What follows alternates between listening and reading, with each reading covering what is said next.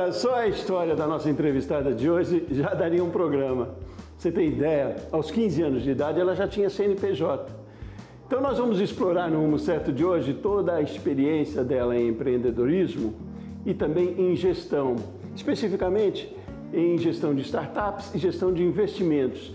E mais que isso também, em gestão, eu diria, de se fazer aquilo que mais se gosta. Aqui comigo para essa conversa, a Laide Barbosa. A Laide é CEO da Capri Venture e é muito mais que isso. Ela é formada em engenharia, administração, ciências da computação. Vai faltar espaço aqui para a gente falar do seu currículo, Laide. Seja muito bem-vinda ao programa. Muito obrigada, Sebastião. É uma alegria muito grande estar aqui com você, compartilhando nesse canal empreendedor. Muito feliz de estar com vocês. Muito obrigado a você pela sua gentileza, disponibilidade também de conversar com a gente e compartilhar todo o seu conhecimento e toda a sua experiência. E então, para começar, eu queria saber um pouco mais da sua trajetória, desde essa história de que aos 15 anos de idade você já tinha CNPJ, e aí o que mais que você construiu na vida até chegar hoje a Capri Venture. Me conte um pouco mais. Pois é, Sebastião, já há algum tempo, né, isso, eu tinha 15 anos, não tinha startup naquela época, e meu pai, como descendente de francês e empreendedor, resolveu comprar uma padaria, né, que tinha negócios no ramo, e me entregou e disse, tá aqui sua mesada, tira daí sua mesada. Poderia ter sido qualquer outro negócio mais fácil, mas padaria não é brincadeira, você tem que acordar às 4 da manhã, fazer a produção acontecer, garantir que vai ter a produção, depois esperar seus clientes, então é uma jornada árdua, e ao mesmo tempo estar estudando, né, porque a gente acabou seguindo também a carreira de estudo em paralelo a esses negócios. A padaria uma se transformou em duas, a minha, né? O negócio foi crescendo. Mas chegou um momento na minha vida que eu tinha que decidir. Ou continuava com a padaria ou ia concluir a faculdade, porque eu precisava estagiar e naquela época, mais do que nunca, era obrigado a fazer estágio. E eu tinha passado um processo de seleção de uma grande empresa para ser trainee. E aí foi aquele momento que eu disse, não, deixa eu vender essa padaria, guarda esse recurso em caixa aqui e vamos. Aí foi uma gestão, uma decisão que eu tomei ali, ainda muito garoto, e decidi que tinha que concluir meus estudos, fazer minha faculdade, e aí eu concluí os estudos, só que como trainee dessa grande empresa, quando você faz as coisas por paixão, porque você ama, você acaba sendo reconhecido, e aquela empresa não me deixou sair de lá, e eu fiquei lá por 20 anos nessa empresa, como saí de estagiária a alta executiva, né? Foi inclusive um motivo que eu saí de Salvador para vir para São Paulo, porque essa empresa me transferiu para São Paulo, para ser executiva também aqui, então lá saindo para vir ser executiva aqui, mulher, engenheira, e tá assumindo posições, né, aqui em São Paulo como executiva de uma empresa foi algo muito desafiador, mas em paralelo a estar atuando no mercado, eu também estava desenvolvendo meus estudos, né, quando eu fiz o doutorado na Poli, e em paralelo a isso eu continuei investindo, então todos os prêmios, sabe, tem algumas regras de um bom investidor, né? Tem um livro meu de cabeceira, né, que é um livro muito bom, que é o Investidor Inteligente, do Benjamin Graham. Então, na hora que você é um bom investidor, você tem alguns princípios. Uma das coisas era, todos os prêmios, que essa empresa dá prêmios, com PLR, essas coisas, eu investia. E eu fui investindo no mercado, em várias formas de investimento. E uma delas foi em educação. Então, eu fui investindo em escolas, faculdade, fui comprando alguns negócios e também resolvi que chegou o momento de investir em startup. Não só em imóveis, em negócios off, mas eu tinha que investir também no novo mercado, era a nova economia, que era startup. Eu comecei a me envolver muito sobre isso, e foi quando eu entrei nesse mundo de startups em 2018, começando como investidor anjo, depois apoiando, desenvolvendo seu Smart Money, e ajudando a desenvolver e criar uma startup, que essa startup acabou escalando e recebeu o investimento de um fundo de investimento. E nessa história toda, eu fui parar do outro lado da mesa, não mais como startup, mas hoje como uma venture que investe em startups. Então, tem toda essa jornada, você sair do mercado tradicional até a nova economia, né? E o que você viu de grande diferencial na startup? Por que você teve o start de investir nesse segmento? Olha, porque eu observei que em 2018, quando eu tive uma ideia junto com a minha sócia, e isso eu estava atuando nessa empresa como executiva, mas ao mesmo tempo eu tinha tido essa ideia. Que é uma ideia? Uma ideia é algo que você acredita, que você ama e que você percebe que existe uma dor e dor você tem uma solução para isso. Então, foi exatamente a solução que existia, a gente implementou. E eu observei, aí eu fui para o Vale do Silício, fiquei lá com o Silício começou a se analisando o que era aquele mercado, o que era esse mundo de startups, e comecei a observar que, diferente de empresas tradicionais, de pequenas empresas tradicionais que eu sempre tive desde os 15 anos, a startup, o negócio principal, o valor principal da startup era tempo. E em pouco tempo, ela se transformava em uma grande empresa se ela fosse bem gerida, porque ela conseguia fazer um projeto que escala. Então, a grande diferença de uma startup com uma empresa tradicional é que ela escala. E escalar significa você aumentar o seu faturamento muito exponencial, sem aumentar seus custos e sua despesa. Porque muitas vezes na empresa tradicional você tem que aumentar a despesa, o custo, contratar mais gente. Para você produzir mais, você tem que gastar mais e sua margem de lucro continua sendo praticamente a mesma. No startup, não. Você aumenta a sua margem de lucro, porque você consegue fazer a escala do seu negócio, né? Então, eu me apaixonei por esse mundo de startup. É algo que dá um retorno muito alto em um tempo menor do que alguns outros negócios que eu vim investindo. Então, e o sucesso da startup, eu imagino, para conseguir esses resultados, a escala, o retorno rápido, é gestão, sobretudo? É diferente de uma outra empresa, o modo de gestão de uma startup, Aleide? Olha, eu até como administradora, além de engenheira, o modelo de gestão não é diferente. Você tem todos os princípios da administração, mas o que pesa muito é o tempo. Você tem que ser rápido, você tem que ser ágil, senão você perde o time, né? Então você tem aquela ideia, você testou aquele produto, você bota no mercado, você tem que ser muito rápido em oferecer e como você oferece. Então, o grande diferencial hoje da startup, por isso que muitas empresas tradicionais estão abrindo dentro das suas organizações o que eles chamam de Open Innovation, que é como trazer inovação para um modelo tradicional de administração. É exatamente trazer o quê? Trazer esse modelo de ideias que rapidamente são colocadas no mercado, monetizadas e traz retorno, né? Então, o tempo é o principal bem de uma startup. Startup não pode ter um time longo. Então, a startup trabalha 24/7, 7 dias na semana, tem que ter os fundadores apaixonados pela ideia, tem que ser pessoas que decidem rápido, mesmo que decida errado, mas decida rápido, porque muitas startups, a gente sabe que muitas vezes você quebra, você aprende, nunca parar de aprender, e aí você volta a empreender novamente e você já aprendeu com aqueles erros, você não repete os mesmos erros, né? Então, o tempo é a palavra-chave de uma startup, que diferencia de uma empresa tradicional. O segredo é saber buscar a solução o mais rápido possível, e se errar, né? Essa é a máxima, né? Aí você gera muito mais competitividade também, né? Agora, startup ou inovação, digamos, as duas coisas, elas nem sempre estão atreladas à tecnologia necessariamente, né, Aleide? Não. Quando a startup está atrelada à tecnologia, eu sou uma deep tech, sou aquela pessoa que gosta de tecnologia na profundidade, então o que é que acontece? Ela tem um valor agregado grande aí que ajuda no seu processo de escala, porque a tecnologia, a gente ajuda a automatizar os processos e faz com que você reduza realmente os custos na hora que você cresce. Mas tem startups que hoje trabalham apenas com soluções, que são muitas vezes uma solução de comunidade, de atender a comunidade. Tem startup que trabalha com um serviço que não necessariamente tem que estar com dia associada. Mas se você observar, as startups que se transformaram em unicórnio, todas elas eram tecnologias. A base é a tecnologia, nada mais, entendeu? Então é difícil você dizer que uma startup vai escalar sem ter como base um deep tech, ser uma startup que tem uma tecnologia associada. Aí o que me surpreende, que eu falo para você, é o seguinte, que eu primeiro estava na EdTech, eu lancei uma startup EdTech que recebeu investimento e que essa startup escalou, só que eu comecei a olhar, eu estava capitalizado também, pensando no mercado, e agora eu quero ir para um outro meio. Que outro meio eu quero? Comecei a estudar mercado. E foi nessa análise de mercado que eu identifiquei um mercado pelo qual eu sou apaixonada, mas que eu precisava identificar se ela tinha retorno financeiro, que era o mercado pet. Mercado pet. Pet, na minha época de infância, era aquele cachorrinho lá, o caramelo, que ficava no quintal e que meus pais não deixavam entrar em casa e que comia o resto da comida do meu prato. Então eu sempre deixava um pouquinho no prato para poder entregar para o caramelo comer, entendeu? Isso quando eu era criança, não tem tantos anos assim. À medida que foi avançando, hoje o pet é family. Hoje os meus pets estão embaixo do meu edredom aqui em São Paulo, no frio. Ele come toda uma ração especial, tem todo um cuidado, tem plano de saúde, tem tudo que os meus filhos tiveram, entendeu?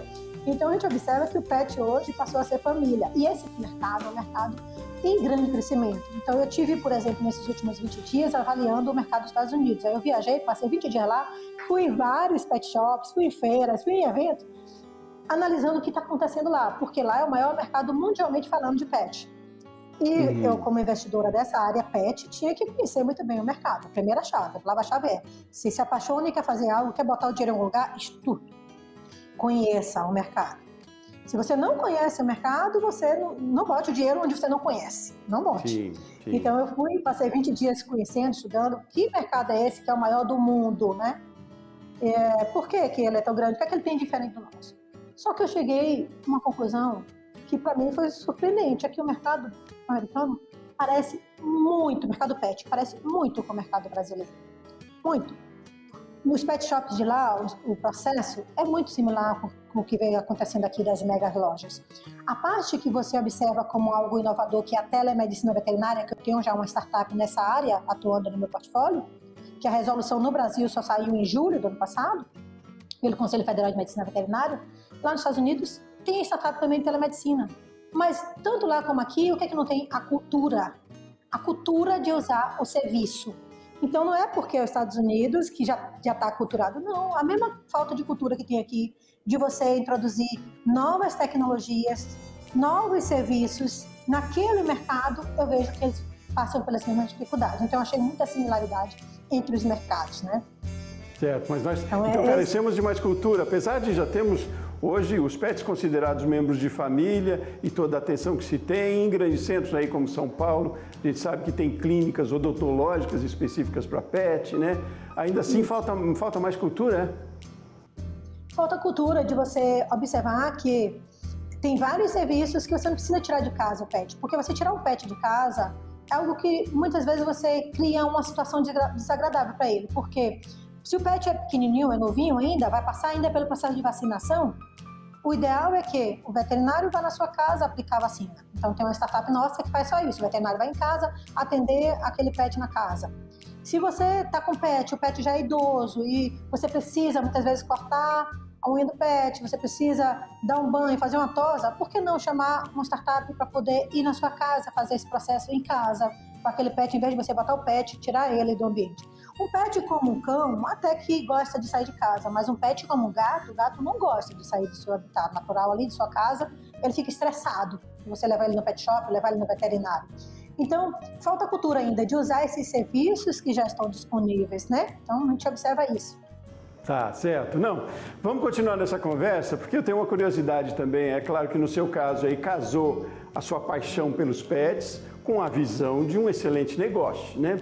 Mas às vezes a paixão nem sempre é o bom negócio. Eu queria orientações, dicas suas de investimentos, mesmo quando, enfim, além da sua paixão. Investimentos é a gente estar mais atento ao mercado de algo que possa ser investido, mesmo que não seja minha paixão, ou o perigo, talvez, de se investir na paixão e a paixão não ser um bom negócio. É possível isso também, né? Mas vamos deixar essa conversa para o próximo bloco, vamos fazer um intervalo rapidinho, tomar uma aguinha, fazer um carinho aí no gatinho, no cachorrinho, e a gente volta nessa conversa na sequência, tá bom? Combinado? Combinado com você também de casa? Rumo Certo volta no instante.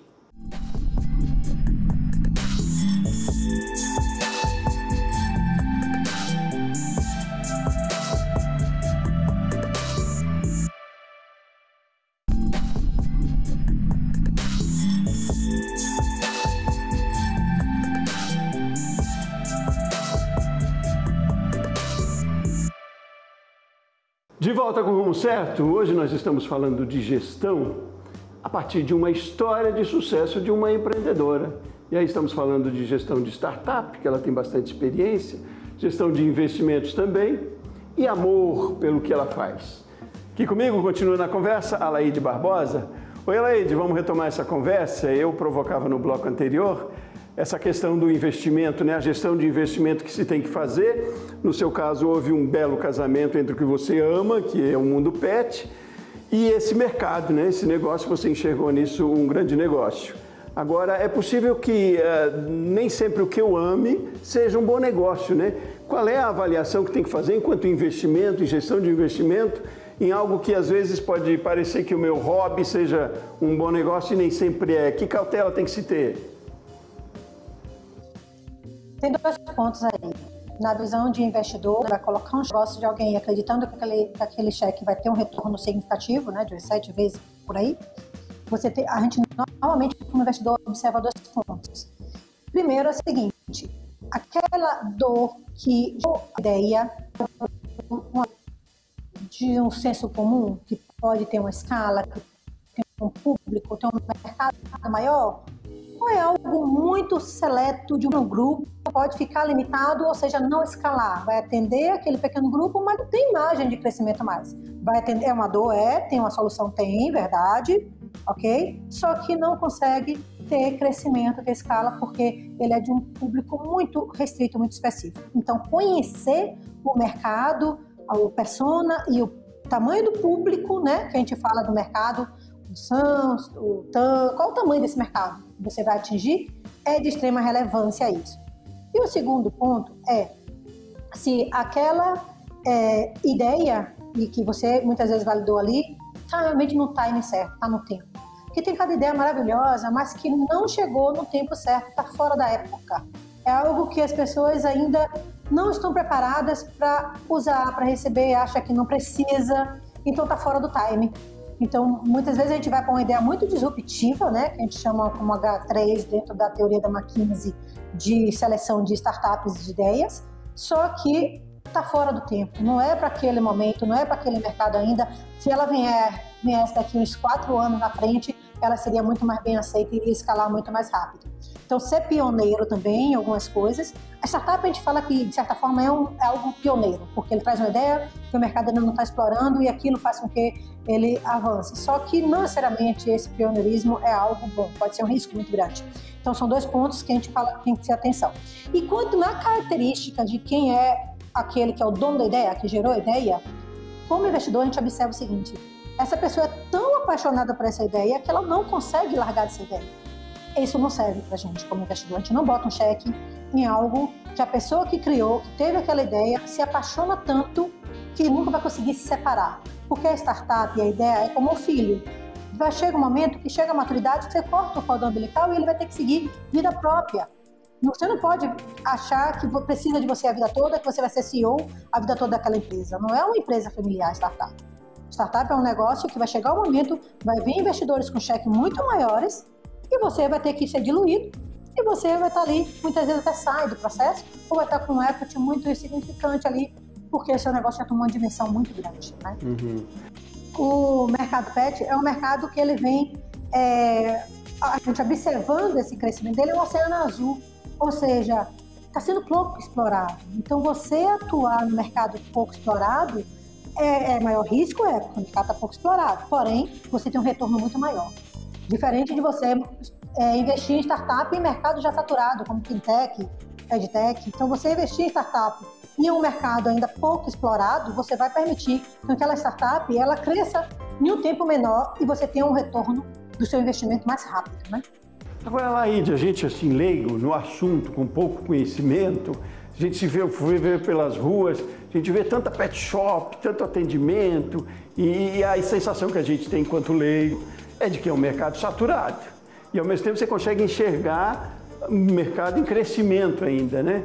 Como é que é essa nossa percepção? É preciso tirar um pouco essa percepção comum, né? De que esse mercado está saturado. Sempre tem um caminho, tem que inovar sempre também, né? Para que seja diferente, para que seja pioneiro, como você disse, né? Mesmo no mercado que pareça saturado. E aí até lembrei de uma outra história agora, de uma reportagem que a gente deu no nosso jornal, falando do mercado de noivas, olha só, e aí unindo com o pet, que há negócios no mercado de noivas, numa feira em São Paulo, de especialistas, gente especializada em cuidar dos pets da noiva.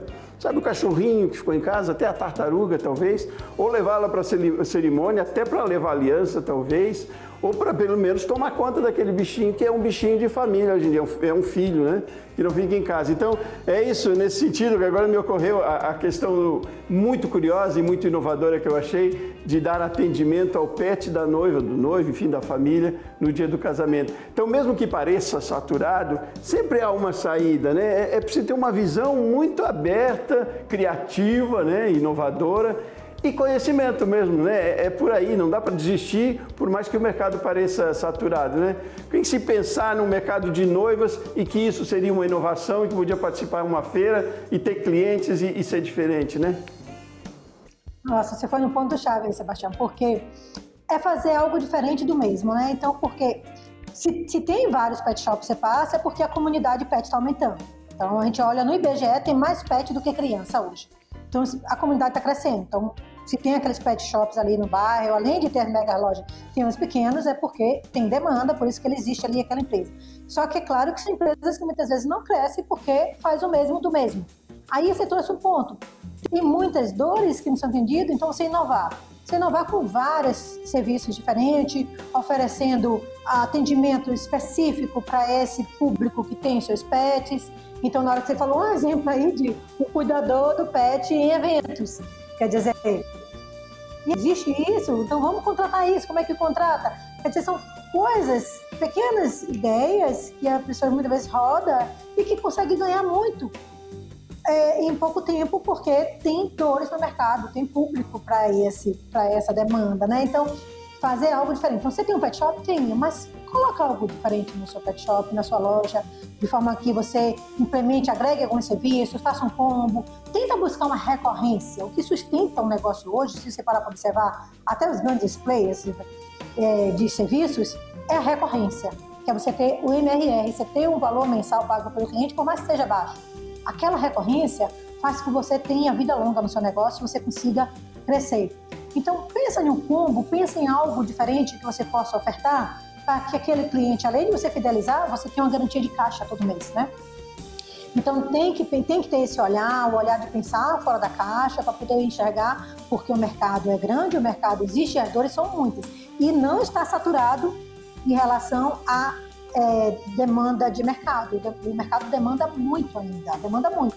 Tem muita coisa que falta surgir, que já existe para o humano e falta para os pets. Então, replica algumas ideias dessa, né? Você vai desde detalhes como equipamentos para clínicas veterinárias, que muitas vezes para fazer um exame específico do pet usam o equipamento de humanos porque não tem adaptado para aquela raça. E o pet é diferente do ser humano, que o ser humano tem mais ou menos estatura mediana, o pet é muito diferente. Você pega um chihuahua e pega um golden, é muito diferente. Então, o equipamento que você vai usar para examinar e tal.